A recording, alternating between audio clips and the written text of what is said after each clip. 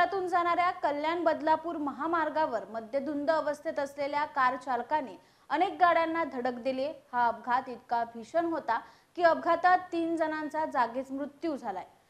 सोमूदीप जाना, अंजली जाना आणि शंभू चव्हाण या तिघांचा यात मृत्यू झालाय। मद्यधुंद अवस्थेत असलेल्या लवेश रामाने याने हा अपघात केलाय। त्याला पोलिसांनी अटक केली। लवेश लग्न समारंभ उरकून कल्याणहून उल्हासनगरमध्ये येत होता। यावेळी उल्हासनगरच्या शांतीनगर भागात आल्यानंतर त्याचा गाडीवरील ताबा सुटला आणि त्यांनी रस्त्याच्या शेजारी असलेल्या कार, काही रिक्षा, दुचाकी आणि पायी जाणाऱ्या नागरिकांना जोरदार धडक दिली। यात तिघांचा मृत्यू झाला तर 3 ते 4 जण गंभीर जखमी आहेत। यात कार चालक लवेश देखील जखमी आहे। अपघाताची माहिती मिळताच मध्यवर्ती पोलीस घटनास्थळी दाखल झाले। त्यांनी पंचनामा करून मृतदेह शवविच्छेदनासाठी रुग्णालयात पाठवलेत।